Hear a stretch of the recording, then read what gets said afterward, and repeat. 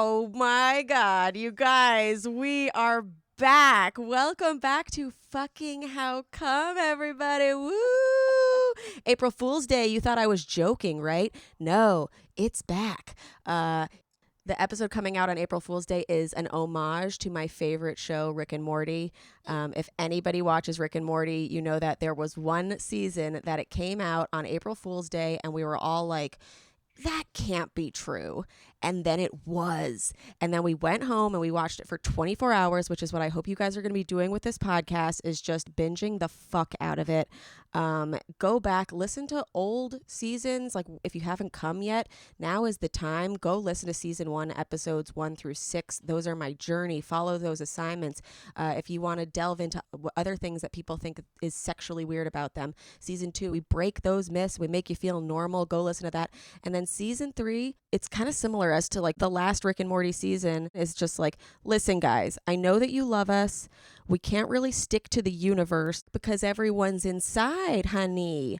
Now that Charlotte and I are separated, we can't have every episode be researched and amazing and stats. Charlotte wasn't even going to come back. My sister, who does research and produced the second season, she wasn't even going to come back this season because she's going to business school. Shout out to Charlotte. We are so proud of you. She got into NYU Stern. But we're going to still make stuff that you enjoy, and you're going to enjoy being back in the world of How Come. I didn't necessarily want to come back yet. You know, I left off last season being like, I feel really bad in a mental health way, and I need to take time for my brain, and I need to do all this stuff.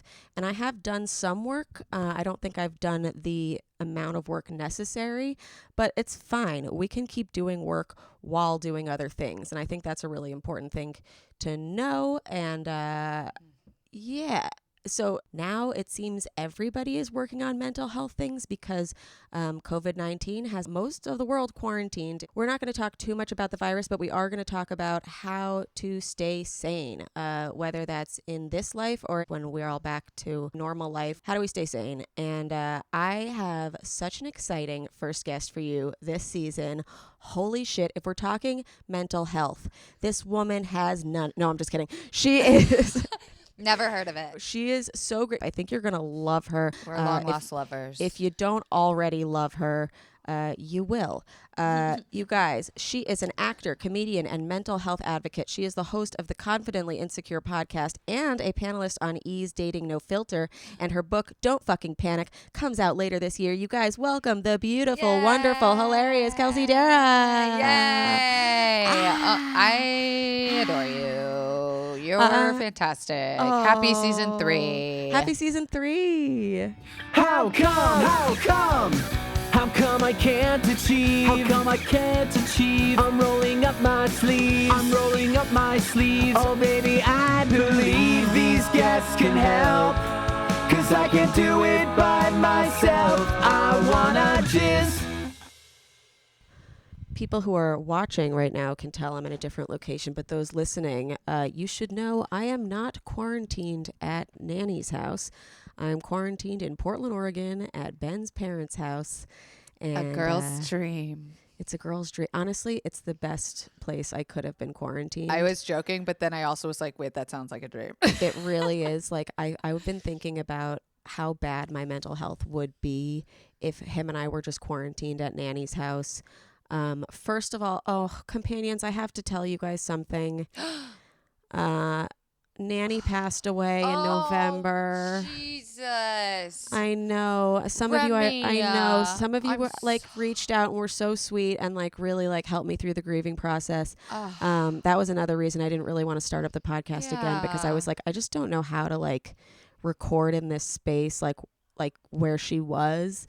And live in this space and stuff. So like, I will address that in an upcoming episode. We're going to have a whole Nanny Palooza where we talk about her and like all the amazing stuff she was able to do. Yeah. Providing people a place and a safe space talking about taboo things. And look, I told you, you're the Beyonce of coming. Oh, so thank you. So like whole nanny palooza. Charlotte has some really good voice notes that she saved from her, so we'll be able to listen to her little voice again. Nanny Palooza sounds like the most fun like music festival that will overtake Coachella very soon. It's going to be the best. It's going to be all Julio Iglesias because that's what she liked. So yeah, so Nanny passing away, that was tough for me. That was another reason Nanny. I didn't really want to come back, and it was tough for me, but I Good for you. It was, I did a great amount of coping while away from the podcast. And I'm kind of happy that she died before all of this, because at least she got like a whole special funeral instead of just like. Oh, that's such a good point. You know, just like if she was around right now, I would just be so nervous about her constantly. Yeah. She would be so nervous about me. So we really got to pour one out for her. And again, I really appreciate all the companions that wrote in. I know how much she meant to you guys too. And I love that.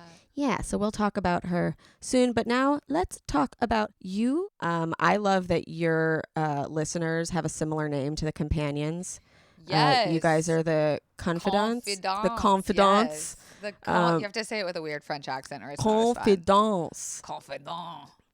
But I love your podcast because Confidently Insecure is such a it's an oxymoron, but it's like we confidently are admitting that we don't know anything. Yeah, and I think in this day and age with like fucking cancel culture, I mean, we all know like white feminism, third wave feminism, whatever. It's like we all just want to be liked and we all just want to be on the right side of history, whatever that fucking means to you and your generation.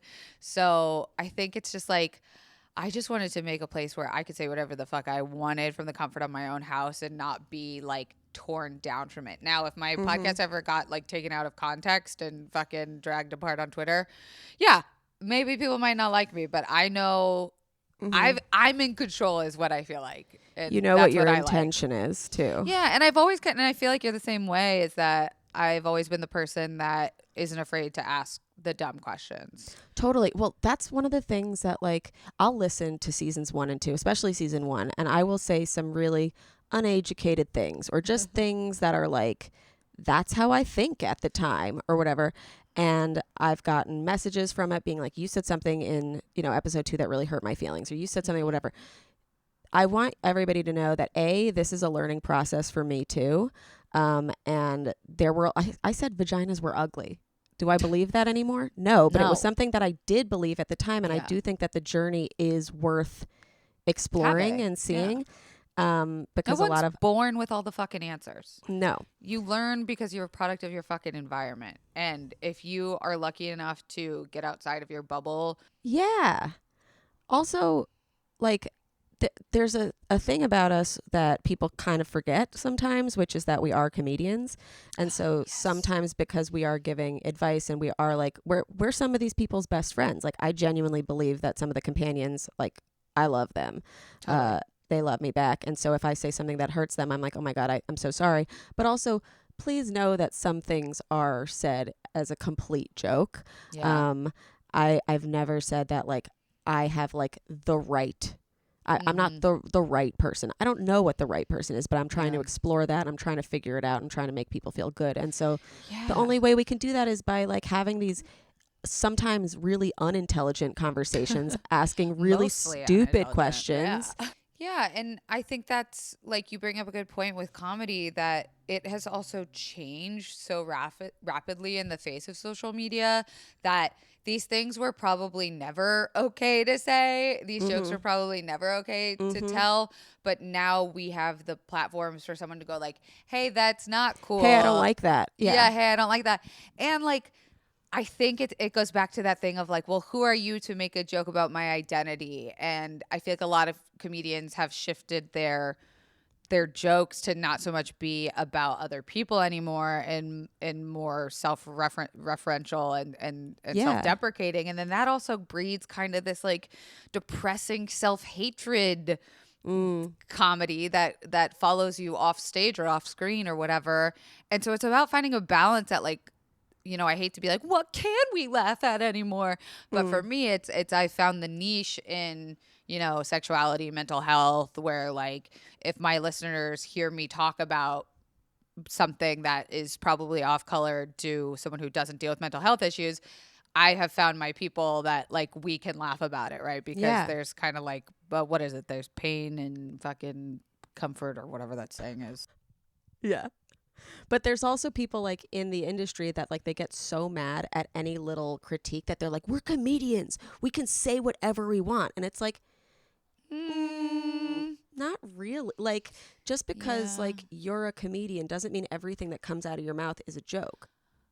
The way that I try to look at it is like, if me having to go through that exact emotion of saying like, oh, well, fuck, didn't they know that I didn't mean that? Like, it's not something I meant. Yeah. And then I'm like, okay, wait, let me take it off me for a second because I'm a very sensitive Leo and double Gemini rising moon, which means I'm just a fuck ton of emotions. Yeah, a disaster, an emotional disaster, which is great for my brand, not so great for anyone who knows me personally. But I have to go, okay, if me examining my vocabulary for 20 seconds helps someone, no joke, not to be dramatic, but that's kind of my thing, is like if it helps someone fucking not want to kill themselves, then why?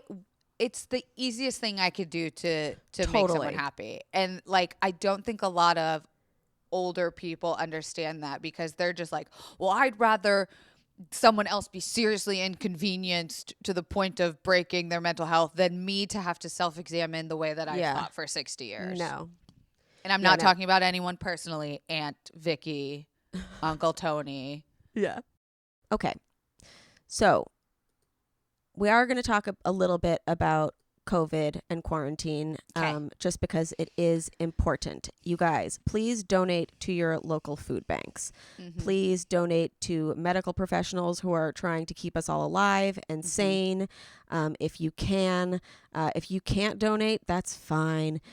Just like post about it. Post about other things that people can help to do. That is being helpful. It's just sharing the word. Sharing the word.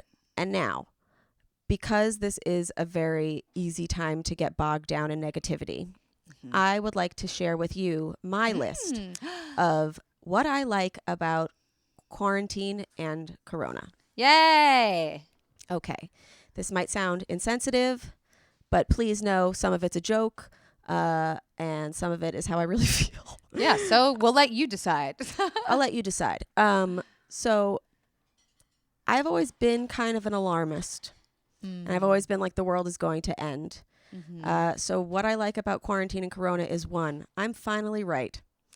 I'm validated. I told you nothing matters. I've been saying it all along. It's true. Because of general smarts, depression, and I'm right. Everyone else who's been planning for the future, who cares? Idiots. Fools. 2, taxes is delayed. I was not ready for that. Party. 3, being home 24/7 is kind of amazing. I work from home. Couldn't be thriving more. I think a lot of people are learning that you can cut down on your commute time and you can actually get a lot more done and it's in a normal save people day. Money. They and don't it's going to save people money. Yep. I've been doing comedy shows from my home. Cute. I made a comedy club, Remy's Comedy Club. Follow it on IG, you guys. We go live every Wednesday and Saturday, but I don't have to commute to those shows anymore. And people can watch from the comfort of their bed and they don't need to go to a disgusting to minimum comedy club. Being with your boyfriend you can't stand constantly is a great place for joke writing. I like that joke. Good job, Remy. No, Ben's great. Living Ben. with his parents who make meals regularly and make us smoke less is like rehab. I have been way more productive. Call your parents. If you're with your parents, you might be more productive. You might be on a better schedule than you would be normally. My friend is with her parents and she started yelling at them because they were like, go to sleep early. And she's like, but then I realized Wake up early. They were right. Yeah. So it is a nice time to go back to high school and, go back and go sleep in your recalibrate. Teenage bed, yeah. Living in Oregon right now, the weed is so cheap and available. Ugh, bless. We have a car. Amen, sis. If you have a car, use that car. You don't have to actually stay home. Go People for a drive. advise going for a drive. Get fresh air. this is quality time with parents that we never would have spent before. Yeah. Especially his parents, because we don't work in Oregon. We work in New York where the comedy scene is. They're probably eating this shit up, huh? They're having the best time. Oh, good. Even though we're nervous every day, but then it's like, well, we have our son and his cute little girlfriend here. Yeah. Aww. Everyone is going through it in the entire world. So there is a sense of camaraderie and there's more of a shared time. Shared it's been connection. a great way to connect to other people who are in different places, who are in different time zones that you otherwise wouldn't be able to speak to. I have really been appreciating that. My friend Laura Taglianetti is doing a series on Instagram where she does friend checks with people all around the world. Aww, and they talk about how their governments are responding to it, how people are responding to it. Just really being like, wow, we're all in this together. And you know what I've been doing is I've been watching purposefully Fox News. I've been also following accounts that are not ones that I agree with just to see what they're saying. Just to see. And I think it's been really helpful for me to also then relay and talk with people.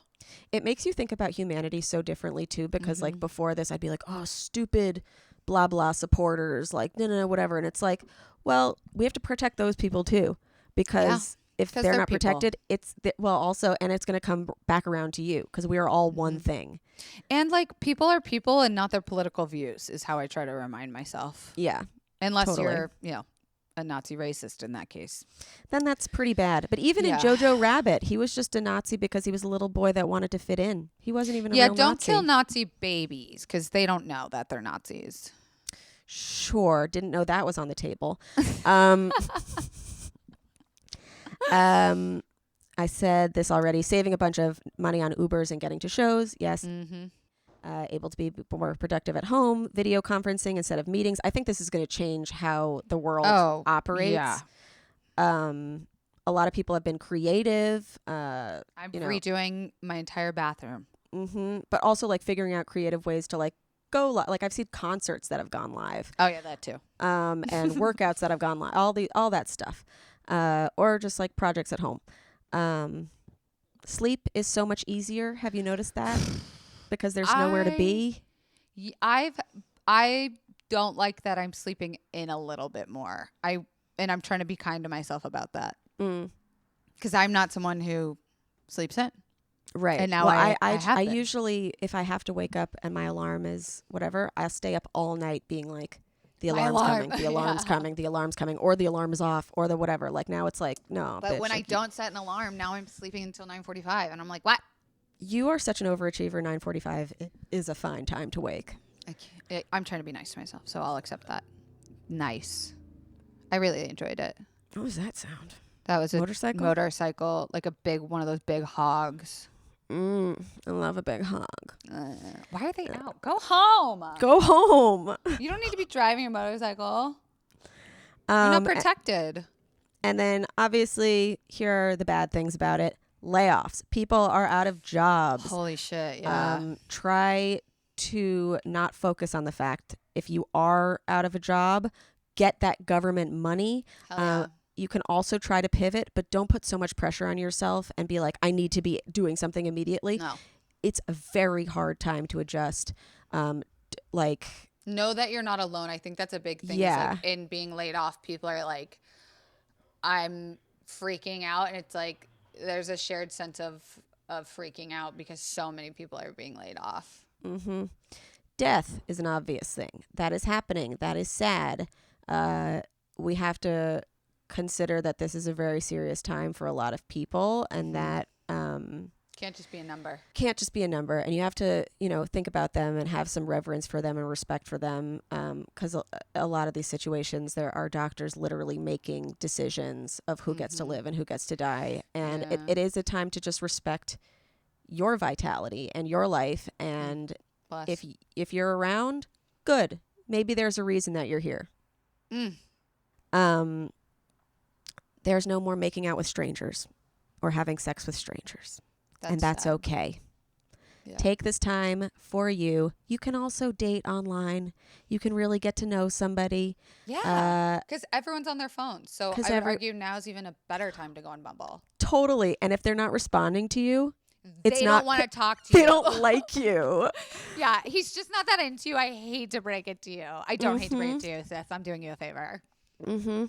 That's like, it's the best litmus test, because like you used to be like, oh, I'm so busy, I've just got so much going on. He doesn't. I love the tweet that was like, yeah, on a Zoom conference with my company, I just almost said gotta run, and then I realized there's nowhere to go. So funny. Love it. And then another bad thing is couples that just started, or fuck buddies that were having a really great time and now can't see each other. Yeah, I feel lucky that I live with my partner, because I'm getting sexed on the regs. But See, if you're if we were single and living alone, God bless you. But it's a good time to start masturbating. Do it in the right way. And also, you can listen to my episode.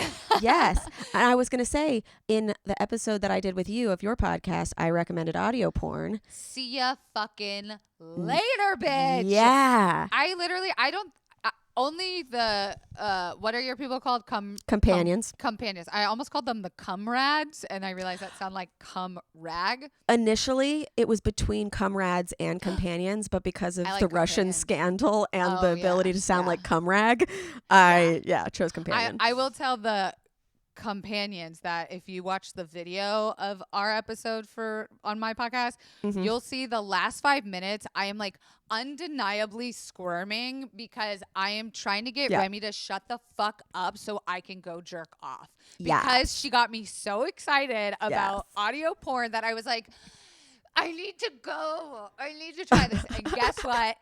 It was everything I was hoping it would be, and fucking more. Amazing. I know we said we weren't going to talk about the quarantine, so I won't. But no, we can. We should, because I think, we're prioritizing. I think this is giving us the space, to reconnect with necessities and essentials, and also realize, like, my therapist said something funny my couples therapist, I have quite a few therapists. My couples therapist said, we're going to see a lot of babies and divorces come out of this, because I think given this much time to focus on yourself or your family dynamic or your relationship or whatever situation you're in, will make a bitch realize a lot of shit.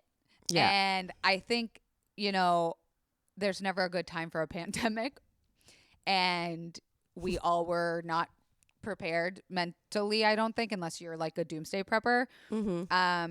But like, you fucking figure it out, and you're stronger than you think you are, is what I also remind myself, is like, if I was able to get through those moments of total the worst fucking darkest deepest shit, and that there is still those moments to come, like, I don't think that that's over. I don't think I'll never not feel like dying again in my life. I know that will come.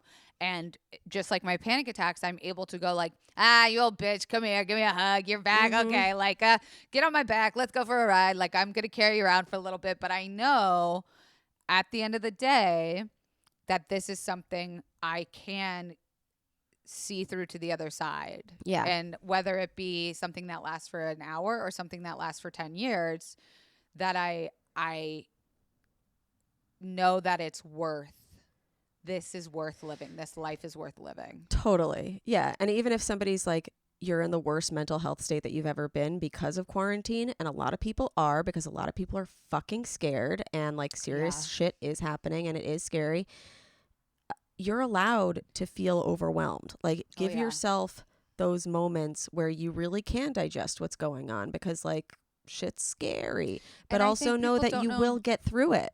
Yeah, and I think people don't know what to do with that feeling of like, okay, I'm allowing myself to feel overwhelmed. I still feel overwhelmed. Now what? Like, I gave myself to feel overwhelmed. Now what? And I think that that's like a scary place to be in too, because there seems to be like two sides of this quarantine, right? It's the people who are like, I'm still doing my routine. I'm still going to the gym. I'm writing my novel. My kids are all educated. And then there's people that's like, I've kind of given up on it. And I think both sides are right. The inside gym. Yeah. They're doing Instagram workouts and stuff. Yeah. It's like, you're, again, like, it's not looking at it as black or white, right? Like, the first week of the quarantine, bitch, I was up at 7 a.m. I was going to the gym. I was going to do this. I was cooking. I was cleaning. And today I slept until 9:45, and I haven't done that in, I can't tell you how long. Like, since I probably had the flu, like, 3 years ago. That was the last time I slept in this late. And it's a balance. Been and a lot of people might think this is bad, but a lot of people might relate to it as well. Since I've been a depressed person like my entire life, quarantine the first few weeks were easy for me. I was like, I've been bedridden for 6 weeks before. This is nothing. Now everyone's on the same playing field as me, bitch. Welcome. Like I'm like, there's no more FOMO. Like you literally can't hang out without me. Yeah. It's just, the government says so. And it's looking at that again and going like, does FOMO serve me? No. Like it feels like a feeling I can't stop. It just happens. I don't mean to feel FOMO. I don't like it. It just comes up, and what do I do with that feeling? Yeah, I mean, but then week 2, everybody got on House Party, and I was like, oh my God, now I can actively see them hanging out without me? Ugh. Yeah, but I downloaded it, and I turned on notifications. You want a house party with me? Yeah, it's fun. Okay, yeah, this is more productive. That's the other thing about it is like the first day I was looking, I was like, oh, such FOMO, and then I added everybody in the room, and I just joined the room. I was like, this is annoying. Okay, sometimes it's annoying, sometimes it's fun. But I do want to get back to mental health because you did one of the things that people have always said I'm really crazy for doing. But you gave your boyfriend a letter of how to deal with you when you're having an anxiety attack. Yeah. Or just like spinning.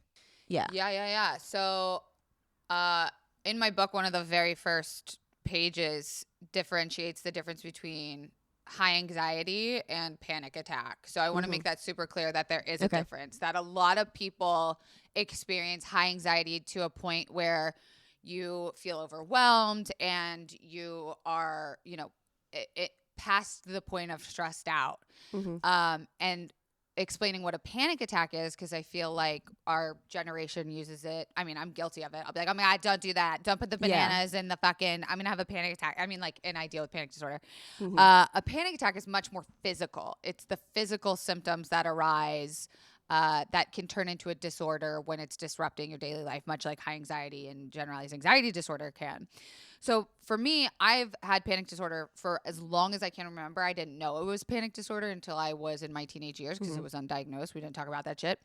And all I knew was that out of nowhere, for no reason at all, what I thought was that I would be hit with these waves of derealism where I felt detached from my body. Things didn't feel real. I would have these crazy, insane thoughts. And I say crazy, insane because they were like what society dubs crazy and insane thoughts going through my head.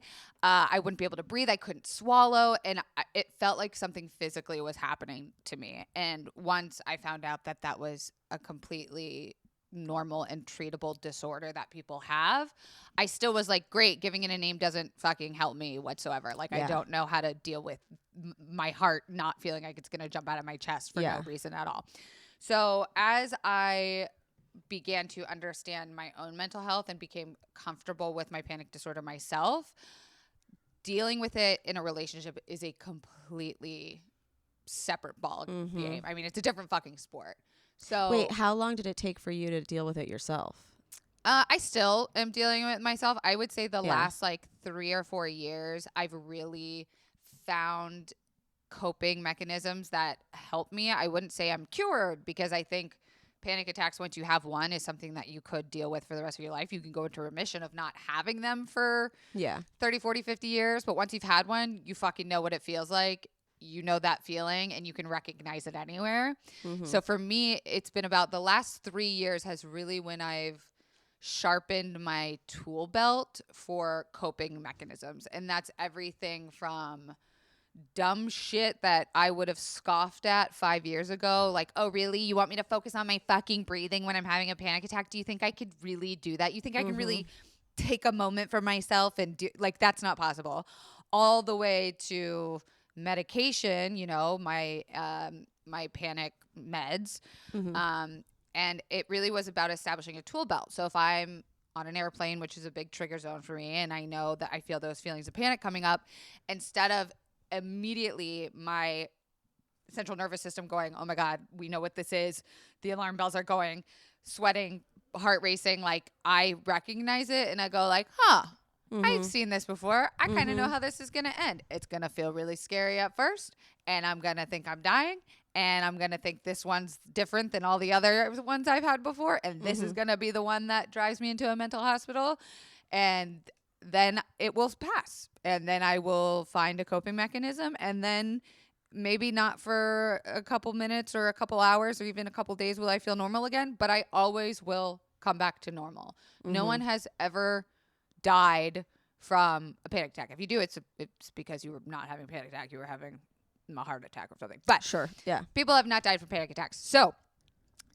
I will go through the motions, and now I'm able to more easily recognize those feelings and not. Do you remember your first panic attack? Oh my God, like it was yesterday. Okay. Yeah. It was after a soccer game, and I was probably like 6 years old, and Oh, so early.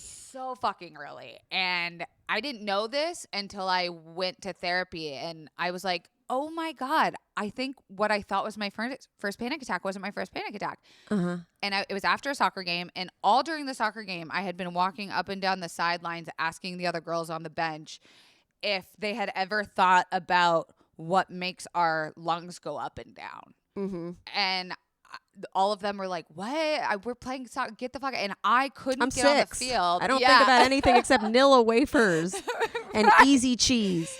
Oh, and Go-Gurt. Yes. Yeah. So like, I just remember I couldn't get in the game because when I was on the field, I was like, oh my God, now they're going faster. Now they're going slower. And it was like a very early form sort of like a OCD disorder that, I came to realize much later in life. But after the game, I came home to my parents, and I never forget, they like picked me up and sat me up on the kitchen counter, and they're like, are you having an asthma attack? Because I had asthma when I was a kid. And I was like, no, I can't swallow, like no matter what I do. And they were like poking in my mouth, and they were trying to see if I was choking on something. And I just remember like pushing their hands away and being like, let me try and do it. I need to try and do it. And I couldn't get myself to swallow. So they drove me to urgent care, and it was the middle of the night at this point. And the first thing that they did was they were trying to run tests on me, and I was freaking out so much that they couldn't do anything without me being like, so they gave me a big old shot of Valium, a baby Valium, and I passed out immediately, and everything went right back to normal. So as soon as they knocked me out, and my heart rate went down, my throat was completely clear. They tested me for all these allergies, for anaphylaxis. They were like, she was probably just having a panic attack. A panic attack. No What did one, your parents think of? Like, were they like, nothing. They were like, okay, put me back. They threw me in the backseat of the car, took me home, and we never talked about it again. Yeah, great parenting, right? wait, what? Yeah, it wasn't. I mean, I don't know why I'm acting so surprised, because I've had, like, they're not panic disorders, but like I've had ADHD my whole life. There have been other disabilities or some, between my siblings that our parents maybe were like, no, that's not a thing. That's like a your generation thing. Yep. And my mom had experienced them in her 20s and 30s. And I think she went, well, it was like a one-off weird thing. She's not going to remember this. And we just will watch it, and we'll kind of just see if it ever happens again. And it didn't happen again until I was in my teenage years. And that's when I started to see psychiatrists. But that was totally my first panic attack. Yeah. And we just kind of swept it under the rug. And again, like, I don't think we had the same tools that we have now. Like, what were my parents supposed to do? Like, take me to a child psychologist and spend a bunch of money on them. On maybe a field freak that me wasn't out? that like developed yet. And so like maybe they didn't have the answers yet. And so like. Yeah. And I don't think they wanted me to also think about it too much. Like they were like, just put her back out in the playground in the soccer field and she'll get over it. Like, we don't want her to have more anxiety about her anxiety. Like walk it off was a big fucking thing in my house. Like. And did you have general anxiety besides that? Like a panic disorder? I don't know if I've ever actually had a full-blown panic disorder. You would know. Yeah. Okay, great. Just like people said with my orgasms, you would know. You will fucking know. It is undeniable. And some people are very lucky where they'll have one. Like Miranda in Sex and the City, she just had one. and never had one again, never talked about it again, and they will go, that's When? fucking weird. Remember when she thinks she's having a heart attack, so they take her to the, she's like, Oh yeah. they take her to the emergency room, and Carrie shows up, and she's like, I'm fine, I just had a panic attack. Yeah, and then they were like, we'll never talk about it again. Yeah. They're like, So one of the that- women in the writer's room had this happen to her, and so we're going to make it Miranda's character for like this 1 second, and then it's done. Yeah. And then it's okay. done. And that happens so often. I can't tell you. Mhm. Then there were times in my teenage years where I made my mom take me to an emergency room because we thought I was having heart problems. And my mom was like, okay, well, if this is not like emotional and you feel like something's wrong with your heart, we do need to get that checked out. Yeah. And she would say, you know, I'd rather know and feel better and have you feel better knowing that it's not anything wrong with your heart, because I think that was also driving my anxiety, was like a big fear of like hypochondriacism. Totally. So, you know, it was something that I think was feeding itself, that maybe the cycle could have been broken early on if they knew more about it. But again, like my mom had experience with panic attacks in her 20s and 30s, and then it just stopped. And she's like, She's Miranda. she's fucking Miranda, and it just stopped. And some of those people are lucky, and I hope to God that that's how mine will progress, because I have seen a fucking difference. I've gone from, oh my God, I've lost my mind, I need to check myself into a mental hospital, I'm going crazy, to I acknowledge this has happened before. yeah, I'm going through the see. steps that I. Yeah. And it's not going to lessen the feeling, it's not going to make it less scary, Yeah. but I am able to kind of put myself outside of it, and not in a disassociative way, which is very scary, but in a way where I'll just go like, you old bitch, you're back again. Come here. Crazy. Give me a hug, you dumb cunt. So I've said that to myself before. Like I feel like I talk to myself. But I do want to get back to your the list that you made. Oh my God, I forgot about that. Yes, I think so it's an important list, and it's just for like no matter how, if you have OCD or you have ADD or you have depression or you have panic attacks, giving somebody a list of what to do for you, I think can be really, really beneficial, because it's like saying, it's not you, it's me. Here's my user manual, basically. And it's also like, for me, I'm someone that's such a control freak, and that's what a lot of panic and anxiety stems from, is the lack of control and the feelings that arises because of it. So for me, writing this down was like sort of a way of being in control of something that I can't be in control, which is how my partner reacts to my mental health, whatever it may be. And, you know, specifically with my partner, Jared, I'm very lucky. I do not take for granted how open and willing to learn he is, because he's never had a panic attack. He doesn't understand. He's like, I don't get it, but I get you and I love you. And that's enough for me to want to read this fucking piece of paper. Whereas other relationships that I've been in before, and, you know, I do have a chapter about this on the book, where I've been with people who didn't get it and didn't want to. It was too much for them to understand. Yeah. They just refused, whether it be because they're selfish or scared. I will, you know, benefit of the doubt, say that they were just scared. But I've been with people where the relationship didn't work out, ultimately because that was never going to change.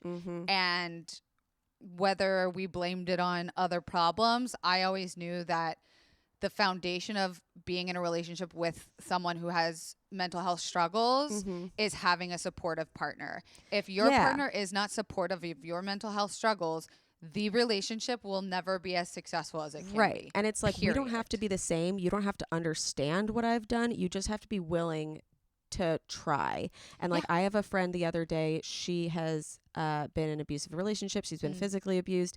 And she was watching Bombshell with her partner at the time, and she started having a breakdown, and she was like, this is really triggering for me because of things that I've been through.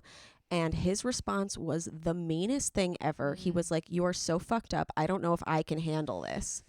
Which is like every person's fear of being told you're too much to handle. And she spun out, and she literally was becoming suicidal, I made her come over to my house because I was like, listen, this doesn't mean that you're worthless. This means that this person isn't worth your time. Amen, sis. And Like, and it's Truly. something And they're that, not like, together anymore.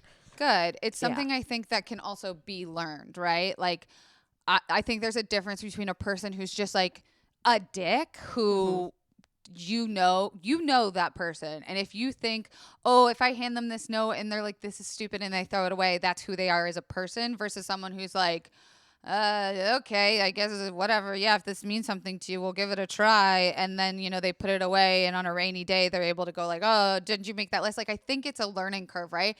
And specifically, like I said, for my partner, Jared, who's never had a panic attack, it really was about making sure I was able to communicate clearly when I wasn't having the panic attack, so that when I was, I didn't have to get frustrated, right? Because if I tried to write this list during a panic attack, the communication is just, I have to be taking That's care what of we myself. always say with like sexual, like if you want to say something to somebody and you're not maybe comfortable saying it in the act, like say it after or say it before the next time. It's like, hey, the next time we fuck, can we da-da-da? Yeah.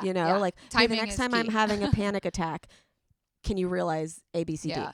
And, I have, like, again, I have to kind of say, like, I was only able to write this list, let's see, in 2018. So that was 2 years ago.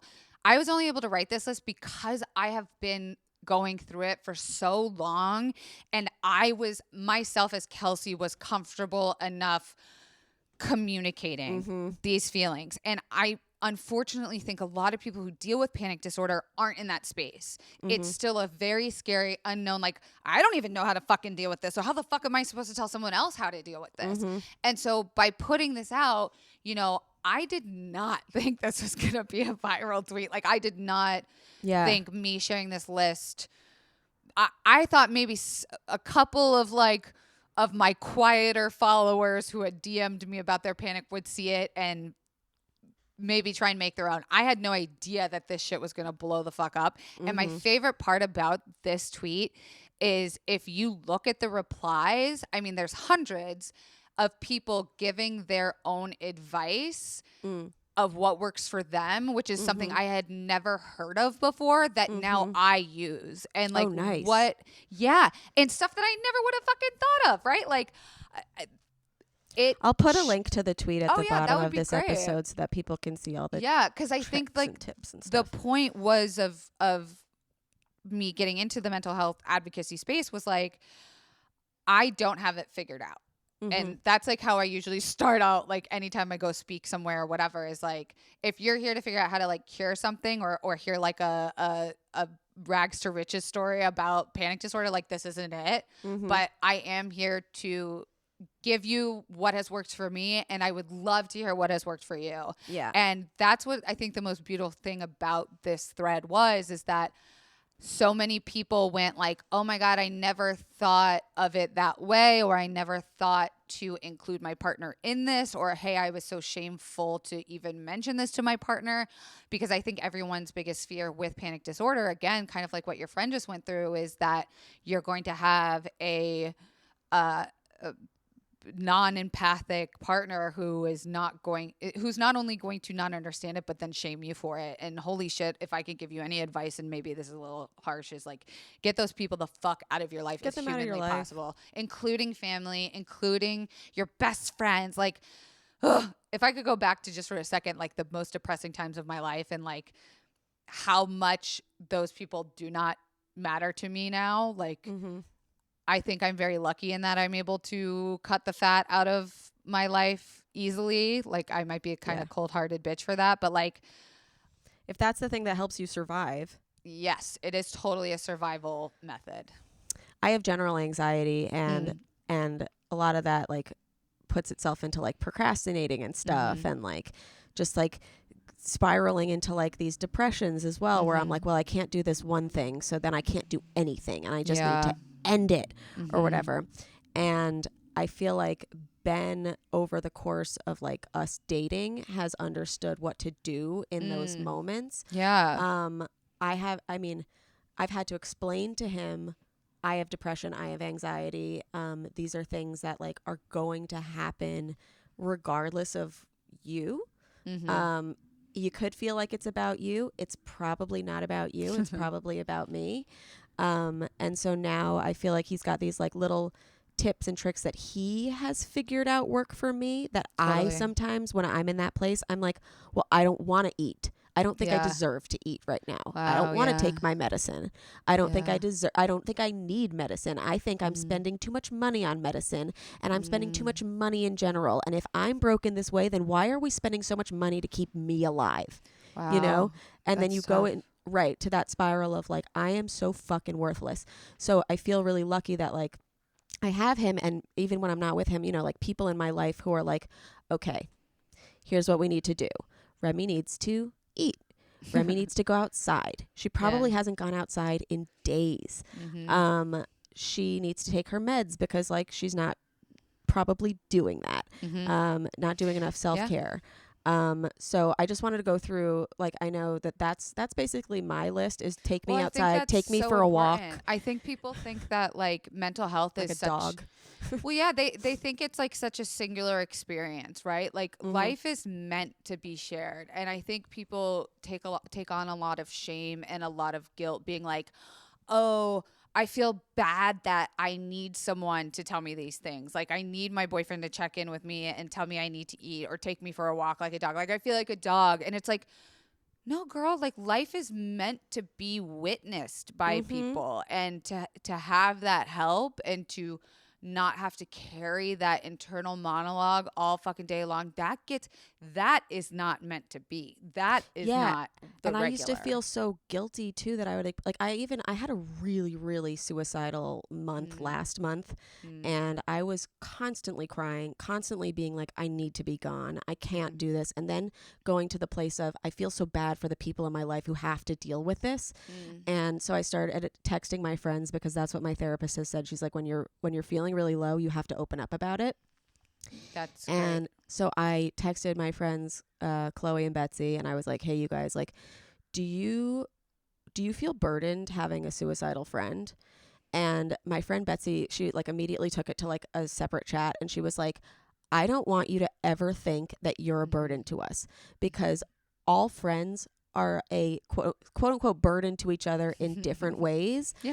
She's like, but I love to be there for you when you're feeling like this, because you're there for me in other ways that you don't even see as like a burden to you. It's just you being you, and you would never credit yourself as that. And so to see yourself getting the exact same help that you wouldn't identify as caregiving experience from other people and your friends feels so unjust. And what you said in the very beginning blew my mind, and I was like, I need to write that down. I'll give you like an asterisk in my book or something.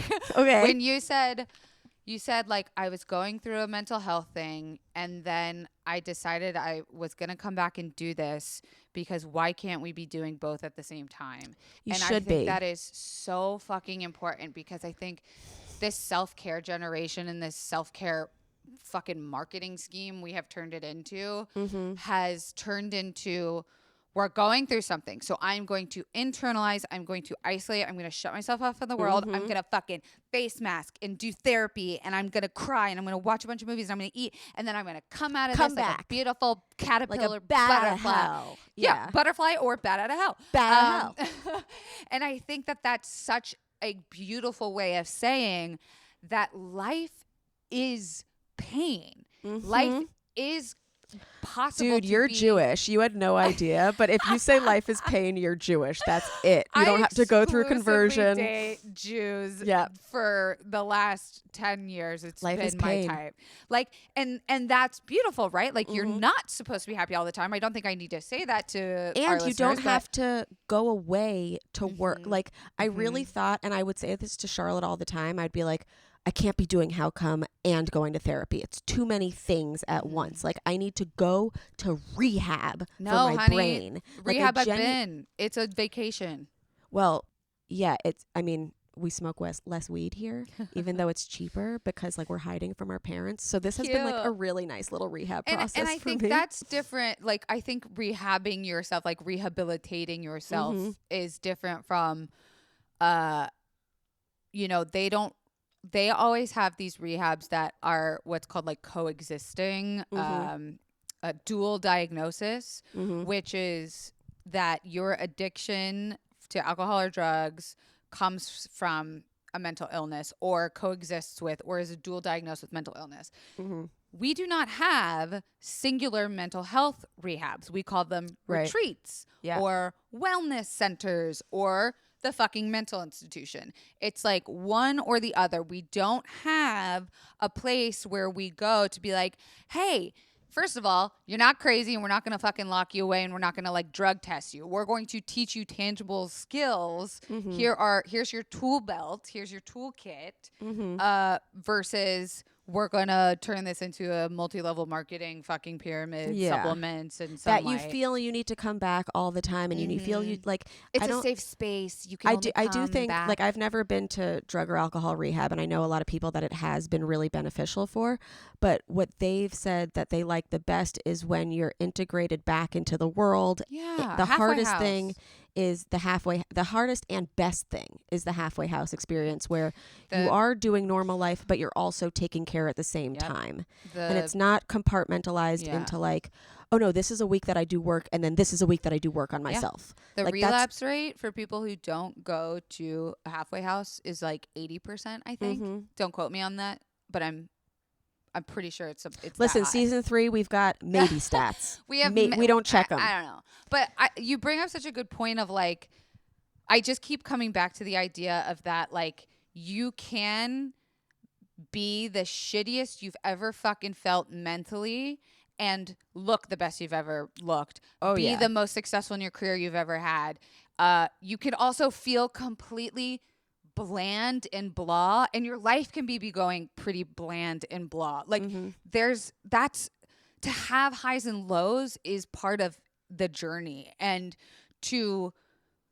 we are very tough on ourselves, and there's definitely a personality type that does that where, you know, I've heard you say it already, is that we don't feel deserving of things because of X, Y, and Z. Not I deserve this because I'm going through X, Y, and Z, and maybe, you know, it comes back to like self-care being oversaturated, that it's like it's a present to yourself, it's a treat when you've done like this thing, or it's like you deserve to be traumatized in order to do a face mask. It's like no, we need to like, it's about integrating healthy habits into daily life, and this is coming from someone who's still incredibly unhealthy with so many aspects of their life, but recognizing that it is not an all or nothing situation when it comes to depression and anxiety and panic disorder, that it can feel very black and white, but that's the problem. Living in the gray area is kind of where you want to fucking be, and it's the hardest thing to do too. Like my dad has always said, he's like, Remy, you go in like happiness from a 10 to a 1 constantly. And people will call that bipolar or mood disorder. You have been misdiagnosed as bipolar. Yeah, I was diagnosed bipolar and was on medication for it for a very long time.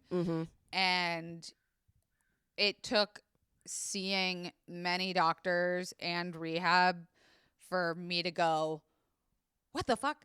That's not bipolar. That is not what that is at all. Yeah. No, I used to think I was bipolar because of the 10 to 1 thing. He was like, you're either super happy or you're super sad. He's like, just try and live at a 5 like me, you know, like live in the gray or whatever. And I was like, oh, I must be bipolar. But that's not bipolar. Bipolar is you have manic episodes and depressive episodes. And that's not just being super, super happy and super, super sad. And I think they're like, we don't also like, very rarely do we use certain types of diagnostic words anymore, like schizophrenia or bipolar. We use like mood disorder because people are starting to realize that much like every other fucking thing in our life, that there is a spectrum. And once you diagnose someone as something, people take that as permanent brokenness, something to be fixed, something to be cured, something to work on. That's who you are. Right. That's your entire identity. When that's just a part sliver. Of you. And, you know, people will say like, oh, I grew out of my this. And it's like, well, you probably didn't grow out of it. You probably just had better managing skills if you were you know how to cope better enough. Yeah. And B, like our brain chemicals change. Our brains are neuroplastic. There is science to show that the way we are in our 20s is not the way we are in our 30s, is not the way we are in our 60s, is not the way we are when we're 10 years old. We have the capability to change, and we didn't know that even 5 years ago. And that's what kills me. No pun intended. Sorry, this is dark. That's what kills me about suicidal ideation and suicide statistics is that in these moments, and I've fucking been there, I know exactly that feeling of I don't necessarily want to be dead. I just don't want to be like this. I don't want to just feel this anymore. I don't want to have this problem. I would just rather be asleep permanently. So what is that? And to not know what the other side looks like was the most terrifying periods of my life. And now even if I drop into a little bit of like suicidal ideation from time to time, because of course, like I'm human, that those shifts happen, even though I'm a mental health advocate, I have a book, you know, like people would peg me as successful otherwise. Like she beat her mental health. No. I still have those moments. It's that I have seen what the other side can look like. And that's kind of why I wanted to put my entire, like, you know, brand's life work, if you will, into speaking with people at that delicate age, because the suicide rate is so high. And all I can think about is whenever I hear another story about a young person taking their dying by suicide, I shouldn't say committing suicide. That's like the wrong term, I guess. Yeah. Is that if they would have just waited, even if it was locking themselves in a closet for 5 years, just to see that there is change. I'm not going to say like hope or like there's the green no, there side, can be change. And like you were saying, it's not like permanent. You grow out of stuff. It's like you get better at coping with it. You get better at learning how to do it. Somebody said to me, because whenever like adulting comes into play, like I get so overwhelmed or whatever. And I think maybe it's my mom. She was like, life doesn't get easier. You just get better at it. Oh, bless, sis. Like you just fucking say it louder. Say that life again. doesn't get easier. You just get better at it. Ooh. And it takes practice and it takes work. And like eventually like something that you thought was impossible just becomes like a thing you do once a month. Damn. I'm just going to run through these because you guys can all like, you can just look at these lists. And honestly, not everybody's having panic disorders, but people are having anxiety attacks. People are like, these are general things that you can do if you're just stressed. Okay, so let's go through some of these. It's a very beautifully I haven't looked written. at this in a while. Well, there's my OCD kind of poking its head out with my handwriting. I love it. It's so I good. was at an airport when I did this. I was sitting at a bar eating bao at an airport bar in, I think it was Washington. And I started to feel panicky because we were at an airport and my boyfriend had his headphones on doing his own thing on the phone. And I was like, I need something to do with all this panic and energy pent up, because I know if I don't, I'm going to get on the plane and it's going to fucking shoot out the top of my head and I'm going to have to land the plane. So I just started writing this. Yeah. So 1, know that I am scared and won't be able to explain why. So please don't freak out or be annoyed with me. Yes. Yes. I can't, nothing that comes out of my mouth is going to make sense for the next hour. So just know that. Yeah. 2, find my meds if they're nearby and make sure I take it. That's a big one, because I'm like you. I was like, I want to avoid it. I don't need them. I should be stronger. It's like, nah, bitch, you're going to be stronger when you're not having a panic attack anymore. So just take the fucking kill switch. I also have this dumb thing of that, like, if I've been taking them for a few days or whatever, then suddenly I'm like, I'm so happy I don't need them. Yeah, it's like, well, how do you think it's you like, got well, there, how do you hon? think right, exactly. Or like, we've all done that. When I was younger, like sometimes I would diet like really, really well, and then I'd be like, oh, like I'm just thin. I just look like this. And I'm like, no, you've been working. Yeah. So 3, breathing exercises are going to frustrate me because they are vital. Try and get me to sync my breathing with yours. So I had to put this in because a normal breathing pisses me the fuck off. I put that in my book like 100 times where I'm like, remember how I told you how much I don't want you to tell me to like breathe when I'm having a panic attack? Unfortunately, it is like the cough syrup you need when you have a cough. Like I fucking hate it, and it's work every single fucking time, and probably the hardest part about. I love that you said match my breathing to yours, though, because you don't really even need a couple to do that. Like a lot of us are quarantined with other people. If you're not quarantined with another person, maybe you could look up a video of like a person breathing normally. Or with your cat or your dog. Yeah, because like, they have different lungs than us. Yeah, cats kind of. But yeah. Whatever. But like in that state, you can be like, what is normal? I don't know what normal is. So find that wherever you can. And then you can take the guesswork out of it. Number 4 is make gentle suggestions of things we could do together to distract my panic. Don't tell me what I need to do, and listen when I say no to something. Right?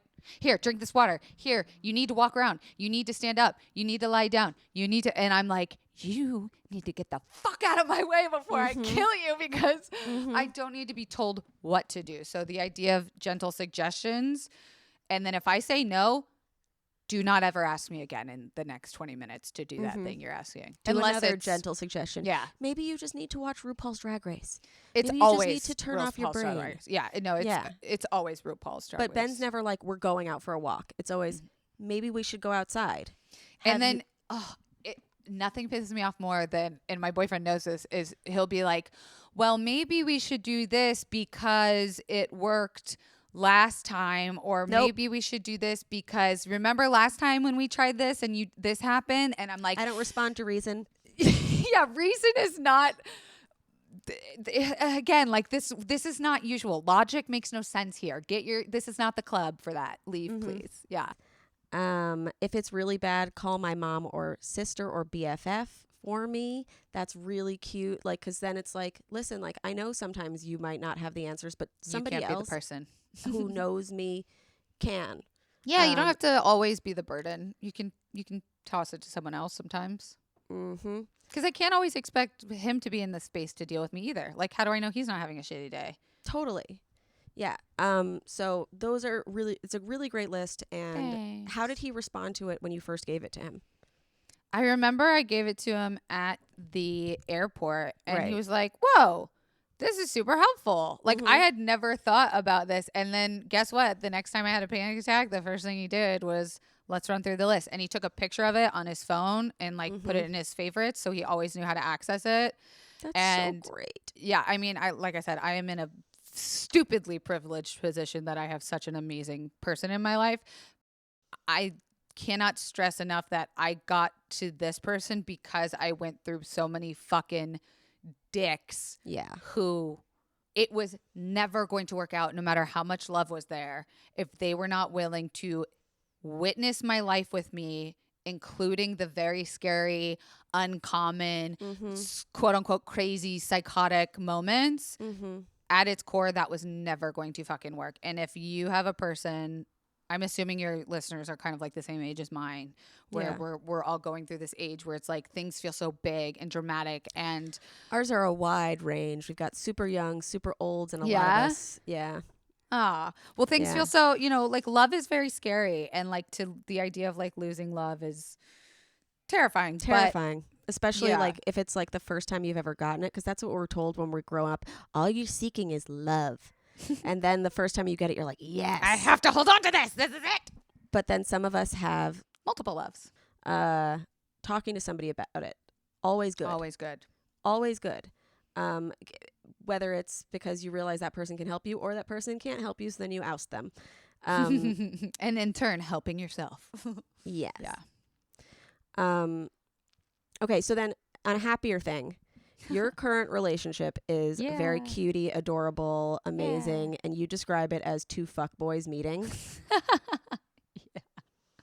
I forgot I said that. Like not how, but like how do two fuckboys decide to be in a committed relationship? We didn't. We were like, we were fighting the universe on it so hard. We were both in our, I hate to say like in our primes because I feel like I'm in my prime today, but at that moment we both were like, we do not need to date anyone seriously. Like we are in our careers. We are desirable. We are out. We are, and then we met and we were like, all right, you're just on my roster. Like, I'm going to fuck over here. I'm going to fuck over here. Do career stuff, make money, fuck bitches. I'm going to see you on Thursdays. And then it was like, I'll see you on Thursday. I'll see you on Friday. You'll stay to my house till Sunday. Yeah. And then we would still date other people and like have relations with other people. And then it came to the point where we were fighting the universe, being like, you stupid dicks fall in love. We were both so in fucking denial, man. Yeah. So in denial. And like we went through the motions of like, oh, we should just be friends, to like, oh, maybe we can just keep this casual, to then at one point I even cut him out, just being like, this is stupid. We shouldn't do this. Like, we just need to, like, we need to separate in order to be successful. And we slowly, I mean, the quote is, right? Like, you don't. Yeah. Like, that's the thing with like, oh, you have to go to rehab and then work on your life or whatever. No, like, you don't have to like be single to work on your life. Yeah. You can, with the right person, you can be in a relationship. You grow together and progress. Right. Yeah. We're both of us are better people than we were 2 years ago when we started dating. And it was one of those things where it was like, it was gray for a while what we were. And because we were adult enough to fucking communicate honestly, I think that is what to this day keeps us connected as soulmates, is that we both very early on were like, we can go fuck 100 people and I will come back and tell you about it. I will never lie to you. And that has always been, I think, the thing, like, even if you're going to tell me something that hurts, even you're if going to tell me. You're going to fucking tell me. And I'll know. And there's not going to be lies. Yeah, there's that base level of respect, man. And that's when I was like, oh, that's that's an adult relationship. So you guys started open and then stayed open. Like there was never any closing. Well, people ask that, and we have absolutely closed the relationship before. Like, we go through tough times just like every other couple. And, you know, if we're going through some tough shit, me fucking someone else or him sleeping with someone else is not going to help. It's not going to help. Yeah. No, because it's like, it's a second job dating other people. Yeah. It requires time away from each other. It requires time that we would normally spend getting closer on focusing on someone else who may or may not be a flippant moment in our life. So it's like, we know the effort that it takes to be open. And so sometimes we're like, oh, we're just tired. Or like we're fighting and it's not helpful. That's like a really great thing to know, because I feel like a lot of people like who have never been in an open relationship don't really understand it. They're like, oh, like they're just fucking people left and right. Like no. Yeah.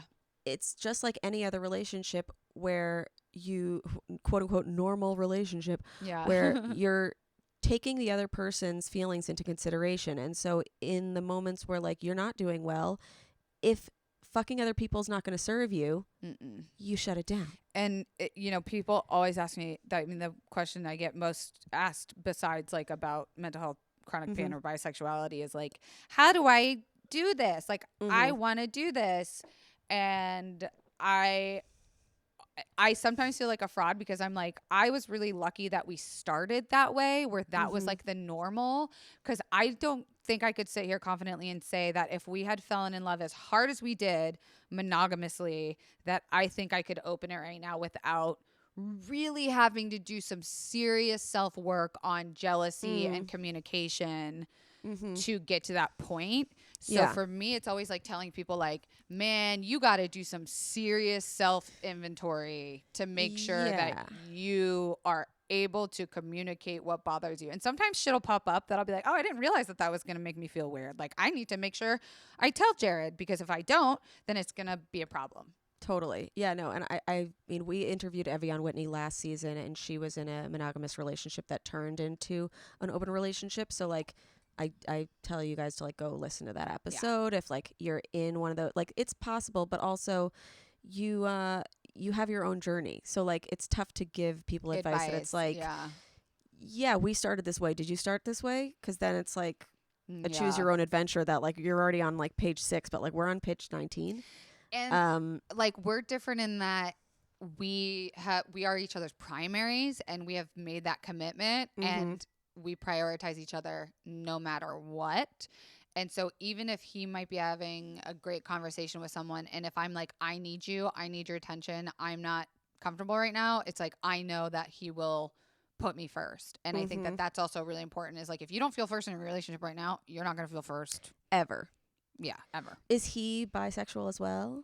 No, he is het cis Bostonian. And we still love him, and he still accepts you. Yes, and he is growing. Not just, sorry, I hate to use the word accepts. No, but he still loves you. Yeah, and accept feel me, like and I accept I know, his but fucking accept crazy is- ass. Yeah, totally. Okay, now we haven't addressed this at Oh. all. We've had an entire sexy sex. We've had an entire How Come episode without really talking about cum. Sex. Ew. Um, How dare we? So stupid, but I think we should. Your first time coming. Oh my God. Yeah. Okay. I started coming so young that I don't even know what age it was. Mm-hmm. And that came from, no pun intended, my older sister who was humping things so much as a newborn baby that my parents took her to like a baby psychologist because they were like, why won't she stop humping things? And they were like, she's just going to grow out of it. She didn't grow out of it. She never stopped humping things. I think I saw her humping things, not realizing that it was just not sexual for her. Mm-hmm. And it was very sexual for me. Look, there's my sister doing her fun thing. Yeah, she's humping the side of the playground outside. Hey, I'm going to go do that too. And I think the difference is like I clearly had a very intimate knowledge of what felt good early on. And I did it so much and would get caught so much that my mom had to lie to me and said if I kept doing it, my vagina would fall off. Oh, no. So that there was like a period of time where from like birth to probably like 6 or 7, I couldn't stop doing it. And then I was like, oh, I shouldn't do it because my vagina will fall off. Oh, and then God. it became this like secret thing. I mean, I knew what an orgasm was before I even knew what masturbating was. Like I knew that feeling of feeling good very fucking early. I didn't even know you could come when you were a baby. Yeah. You can. You can. Our first episode, season 1, Wendy Starling said, toddlers have clits too. I was gonna say that's some merch, but do not make that merch. It's one of the most off-color things that we've said. But it's fucking true. And yeah. I hid it for a very long time, but I was caught all the time doing it. I mean, I remember when Titanic came out, that sex scene, I was just like, oh God, what do I... And we had it on VHS, and I hid the VHS in my room, and I would rewind it and watch it all the time. And there was like one, like on like sex.com or boobs.com or something. There was like one preview clip that was free that you could watch, and it was like 15 seconds long. Watched that every day of my life in middle school. Sex.com or boobs.com? It was one of those like generic. This is amazing. Yeah, and like I never had a problem coming on my own. Still to this day, the only time I ever had a problem coming on my own was one period of my life when I got a new anti-anxiety medication. Figured that out. Back to coming all the time. But I will say, just because I was able to come from the time I entered this earth did not mean that I was able to come with another partner until I was probably 16, 17, which is still very early. A good, But given the amount of time that you'd been doing it alone, like you would think that you could just get into like recreating that. Yeah, you think. Can I ask about your technique solo? Were you using hands or? I'm so glad you're fucking asking this. Okay. Because I thought everybody masturbated on their stomach. The fact that people masturbate on their backs, I was just like, that's fake. That's for porn. That's for visual stimulation. And then when my friends and I started talking about sex, and we probably started talking about sex before we started talking about masturbating. But when I did find out that people masturbated on their backs, me and my sister were both like, what? Why? How? Yeah. It doesn't feel the same. I just can't recreate that. So I have always been a stomach comer. Stomach with your hands below. Yeah. Okay. Yeah. And that like a lot of people do that. Yeah. And, you know, like Derek Zoolander, some people are ambi-turners and some are not. What the fuck is an ambi-turner? You can turn both ways. You know, like Zoolander can only get to the end and turn to the right. But then in the fashion show, they're like, turn left. And he's like, I can't turn left. Oh, like that's right. Some people can come on their backs. Some can come on their stomachs. Some can do both. I will say that learning for like sex for a very long time, because I knew I was a stomach comer, I would then, like my first high school boyfriend, I could only get on top to come because like the feeling would be on my back. I was just like, it's not going to happen. So I will say the fun thing that still continues to this day is figuring out ways that aren't the typical like on my stomach position. That's the pressure from the front. like Mm-hmm. the routine. Like I know if I just kind of got to get one out and like I want to go to sleep or I got something to do, I know how to get there. But Yeah. the fun part about sex is kind of like, oh, an orgasm on my back doesn't feel the same. It is kind of Yeah. like different and fun. Well, because I'm thinking that that's like you're a science experiment to me now. Like the blood flow is different when you're on your back and on your front or something. But also you're saying the pressure of being on your stomach. Like maybe if you Yes. can you recreate that pressure from somebody pushing on your stomach or something. Or it's just, it's really fun to use yourself as science. Yeah, and I think I'm lucky in that like I also broke out of the scaredness of talking about my routine orgasmic way. Like I think probably I did a disservice to a lot of dudes by faking it for a very long time. Yeah. And I think I made like a promise to myself probably like 3 years ago that I was like done faking orgasms. It just doesn't do anyone any favors. But because I said that, I then had to, fucking talk the talk and walk the walk. I had to figure out other ways to do it. And then that in turn made me have to have the conversation with people of like, hey, it's not you. I've just for 20 something years only ever came on my stomach. So give me a little room to learn how to, figure this out another way. And that's not always received well by people who can't take words at face value. But that's the same thing that like even telling somebody about your mental health thing is like, if they're like, wait, you can only come that way, I'm not willing to do that. It's like, okay, well then you don't need to be involved in this. Yeah. And I think the other thing is like they are like, if she can't come, it's my fault. And it's like, no, literally like a peg fits in a hole this way for something years. You have to like give me a little wiggle room to figure out where else the peg can fit. What do you remember when you were 16 how you made it happen with another person? Yeah, I was on my bedroom floor with my high school boyfriend on the carpet, and I was on top, and I was like grinding on him so hard to make it feel like I was masturbating on my stomach that I got rug burns on my knees. Champ. Yeah, and I just remember being like, I'm so close to it feeling like I'm alone. I'm so close to it feeling. And I remember telling him, like, we had sex a million times before. And I remember telling him after that one time, like, I think this was the first time I actually came with someone else. And he was not happy about that because we had sex so many times before. And then I had to explain, I didn't know at the time that sex without orgasm is still fun and good, right? Like we were so goal oriented that I think I didn't know when I was 16 to say that. So then it just became like an argument, I'm sure, of like, oh, you've just been lying to me. And I'm like, no, I still I really was having fun. Yeah, like it still felt good, but I didn't know at the time. I didn't have that language.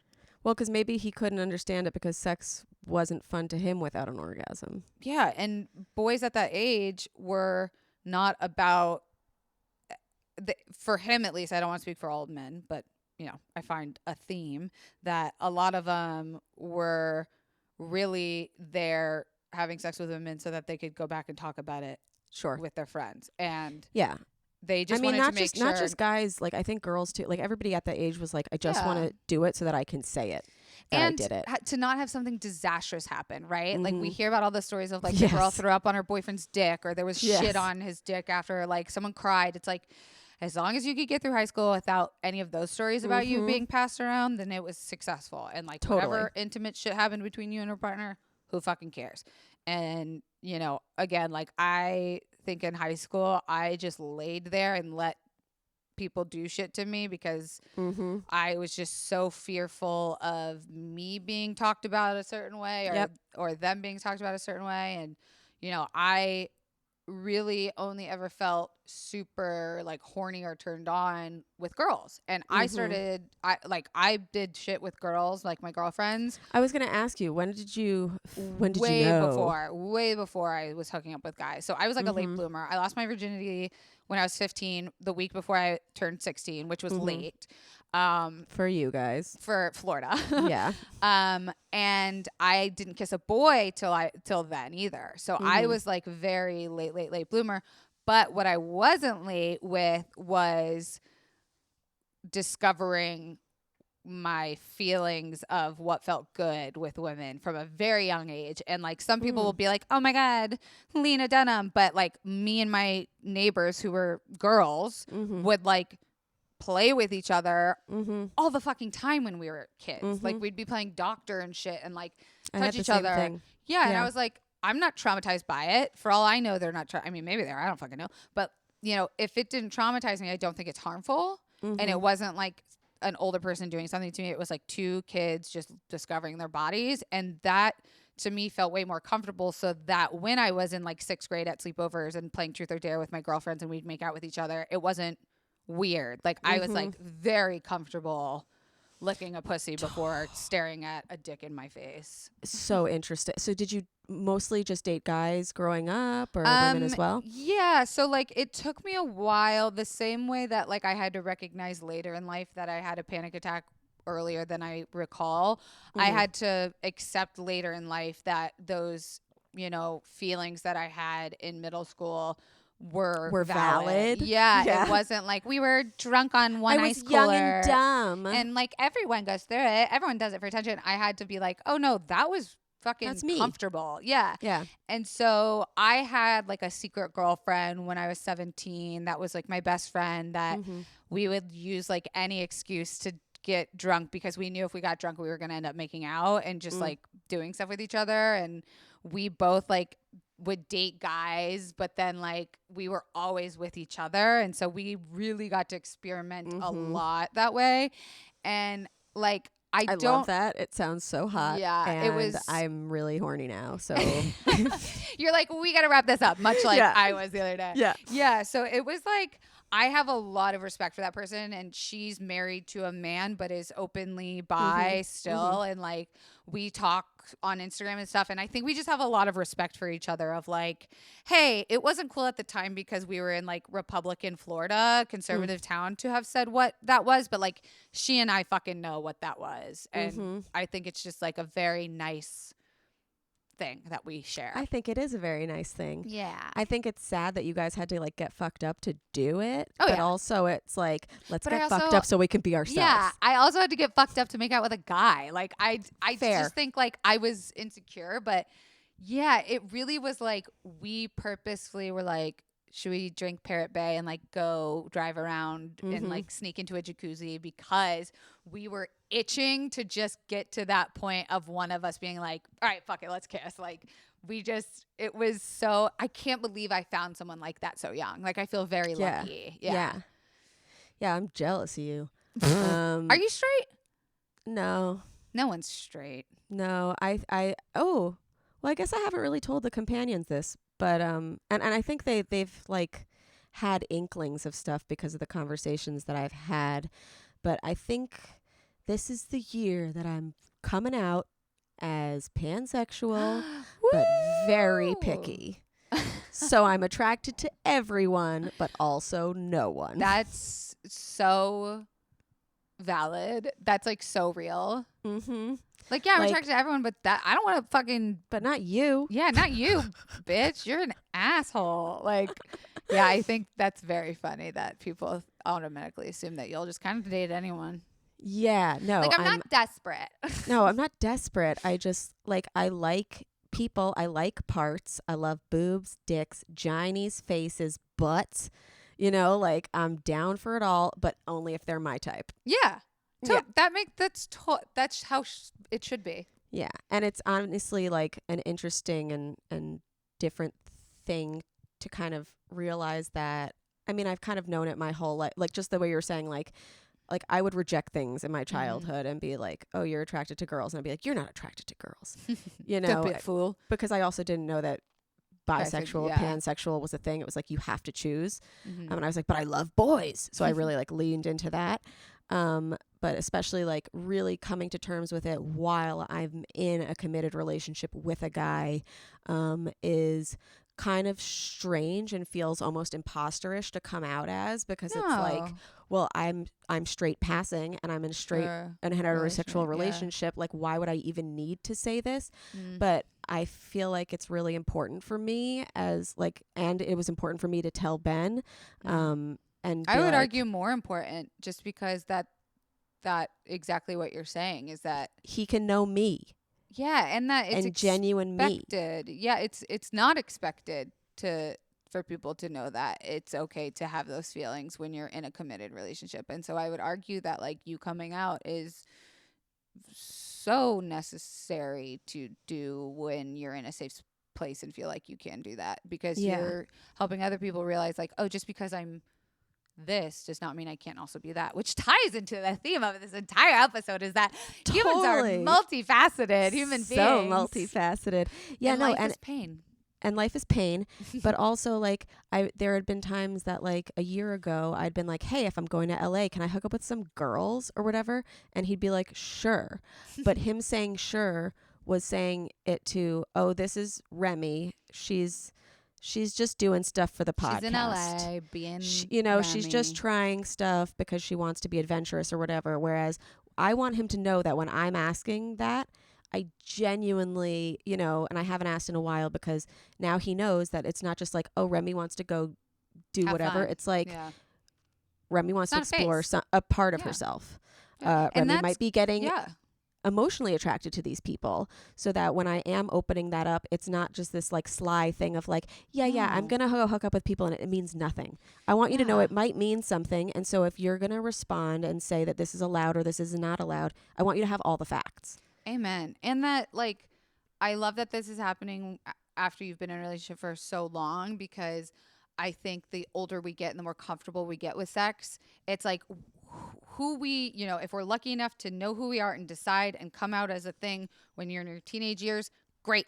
That doesn't mean in 5 years you can't fucking change and that your idea of sex can't change. And like, even for our generation, we always thought of sex as penetration, penis, and vagina. And it's like, now that we're allowed by society to believe other, then what about all the people that have been in committed relationships? If like, scissoring counts, then I wasn't a virgin past 6. There you go. But yeah. Same. And it does count. And it fucking felt good. And that's why we have to check in with those people and make sure they are not traumatized because we had sex with them. Isn't it interesting too that shame is an inherited emotion? Like no matter what culture you're in, no matter what age or time you live in, before you know what most emotions are, shame is universal. Shame. Yeah. I mean, I think it's good because it just is an indicator. Okay, we need to have a conversation. And then once a conversation's had, usually the shame's eliminated. Shame was established to keep people alive. It was established to keep dumb fucking Tony from doing dumb shit and getting the tribe killed. And that's all. Tony? I keep bringing that up, huh? I don't know what Tony fucked me up in my life, but I'm going to have to revisit that. But yeah, if you're feeling shameful, talk about it. Talk about it with the person you felt shameful with. Talk about it with other people. Have so many conversations until you're clear on what that shame was. Get a therapist. Get a therapist. Do you know what's really great? Right now, a lot of therapists are doing online sessions, and it was something that I never wanted to go to therapy because I was like, it's already so expensive, and I don't want to take a cab there. So I'm not going to do it. Now there's no excuse. You don't have to spend, you'll still pay for the therapy, but it's cheaper online. You can do face-to-face sessions. And I think this is a really good time to like start doing therapy when you're okay. If you're okay right now, or if you're not, like just make it a consistent thing so that when we get back to normal, time to start. Yeah. And we will get back to normal. You'll have a routine. And this is a support system. A shameless plug, but I work with a company which is an online therapy app, and that's what I use. And it's literally, Remy, like the words came out of my mouth where I was like, there's no fucking way I would ever do online therapy. That's so useless. And how could you ever possibly connect with someone? When what I didn't realize was what I actually needed was to be curled up underneath my sheets eating Rice Krispie treats, FaceTiming with her at 9 in the morning on a Sunday. That allowed me to become comfortable and open to change versus going to someone else's space and leaving it there, and it just didn't feel right. And then you have to like walk past the next person in the waiting room, and you're like, I cried a lot, parking, and you gotta fucking I have to get validated to get validated. No. I like that. All right. I love you. I love you. I would love to have you back. I think that's the thing that I'm Same. going to do on season 3 is just like, first of all, there are only so many people with recording with recording equipment at You their have homes. a small window. Yeah. But also like, I really enjoy, my people and the people that like we have had on this podcast, and I'd love to have more conversations with you and them. So Yeah. you guys can expect some repeats coming back from season 1, season 2, some maybe even 3-peats in the same season. But Kelsey, this has been so much fun talking to I you. just like talking to you. I can't wait to do it again. Can you tell everybody where they can find you online, where they can find your book eventually? Oh my God, yeah, fucking, that's what I'm doing. I'm gonna take another Adderall right after this and finish it. You can find me at Kelsey Darragh on all the things. At Confidently Pod is our Instagram and Twitter. Confidently Insecure is the podcast. Remy has an amazing episode. I totally threw out my entire outline and we just talked. It was so much fun. I know. And then Don't Fucking Panic will be out later this year, and you'll be able to follow all my socials to find out when. Yeah. But Because next this time, pandemic kind of fucked a lot of threw a publishing wrench in a up. bunch of stuff. Yeah, I was going to say next time, because I just wanted to stay on like the mental health track for this episode so that You it did had great. like whatever. But next time we can just talk about so much weird shit. Because I know can't wait for you to come to LA. We're gonna get Me into some too. fucked up shit. we're gonna hook up. It's Hell yeah, I'm gonna calling be it. great. Can't wait. Kelsey, I have to ask you, as What? somebody who is a conscientious person after a sexual experience, which this has been, Kelsey Darragh, did you finish? Oh, I came twice, baby. Amazing. I also finished. Yay. And you guys can find me, Remy Casimir, on Instagram, Twitter, Facebook, now TikTok. I'm TikToking my all God. over the place. I'm going right now to TikTok. Please come follow me. Give us a rating and a review for this podcast if you like us, if you enjoy us, if you think we said anything specifically that pertained to you or helped you. Please give us a rating. We need those ratings. Share it with your friends. We make this podcast for free.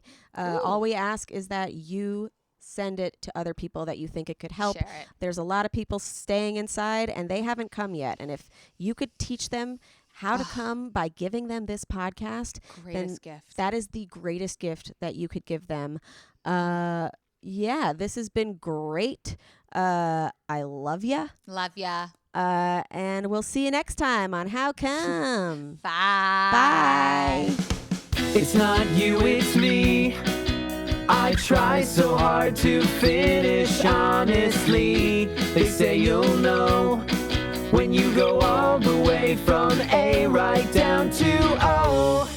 Oh no, I think that I've still got a ways to go.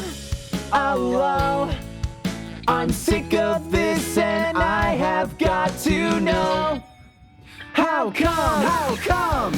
How come I can't achieve? How come I can't achieve? I'm rolling up my sleeves. I'm rolling up my sleeves. Oh baby, I believe these guests can help. 'Cause I can't do it by myself. I wanna jizz